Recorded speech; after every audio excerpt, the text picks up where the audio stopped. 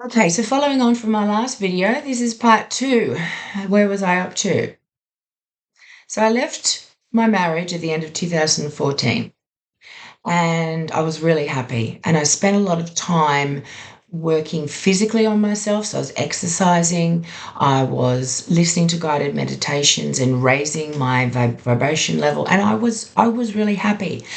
But I was renting and I had no money. And we hadn't my husband and I hadn't done anything about settlement, our family settlement. So I didn't have a home. I mean, I was renting and I didn't own a home, but I was happy. And then as I was going through family law, it just got worse and worse. It got harder and harder. Um, it started at the end of 2016 and it did not end until I was paid out at the end of 2021, I think. Or was it 2020? Might have been 2020. But during that time, I was in the fight, fight, fight mode. And that's what my lawyer encouraged me to do as well. And so was my ex-husband.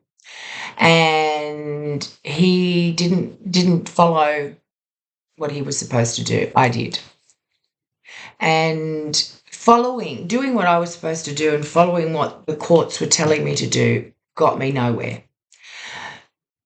And but it wasn't just that. It was also I thought I was a good person and I believed being a good person looks like this and you do the right thing. But being a good person doesn't really get you anywhere. I mean, it's good in terms of karma. However, I consider that to be a limiting belief back then. Um, I mean, I do aspire to be a good person, but in terms of doing what I considered was the right thing, I look back now and some of those things weren't the right thing. They either weren't the right thing for me, or it wasn't the right thing for my ex-husband. So I was still, even though I was happy, I felt happy. I was still vibrating in at a low level of fear. So then I met, I met my partner, but my new partner, but let me go back one step. I was on dating apps and I was dating people, and I thought that um, if I had a partner, that would make me feel happy, even though I knew I was happy, but there was still something missing, and I thought that's what it was. So I went on the dating apps and I met a whole lot of different men, and my goodness me, some of them were shockers. And I met a lot of men who were married or unavailable, emotionally unavailable. And then I worked out that I was emotionally unavailable in terms of love in a romantic relationship.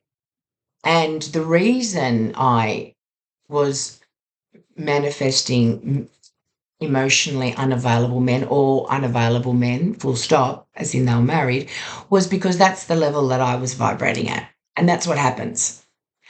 So if you want someone to come into your life, then the person who's going to come in is going to be vibrating at the level that you're vibrating at. And that's what happened when I met my first husband.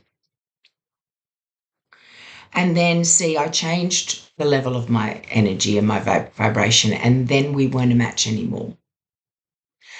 Okay, so getting back to the men I was dating, I was really disappointed about the types of men I was meeting. So I started to create this list of the things that I was looking for in a relationship.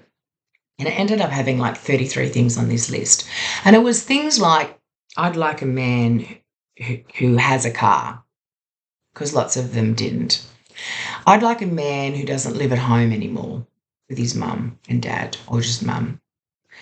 Um, I'd like a man who has a job. I'd like a man who doesn't do drugs. I'd like a man who doesn't smoke cigarettes. But hang on a minute.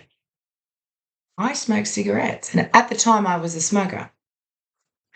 And I thought to myself, how can I expect a man to come into my life who doesn't smoke when I smoke? So then I thought, okay, so I need to stop smoking so I can manifest a man who comes into my life who doesn't smoke. So I'm going to stop smoking for a man, is basically what was going on in my head at the time, not that I realized it. And then I got to a point where I realized I shouldn't give up smoking for a man, or the possibility of one coming into my life. I should give up smoking for me. So that's what I did. And then I got to a point where I realized I don't even need a man in my life. I feel whole and complete just the way I am. And that's because I was meditating all the time and I was vibrating at a high energy level, and I was doing work on myself to heal, wounds of the past. And so, yeah, I decided, I don't need a man. And that's when my new partner came into my life.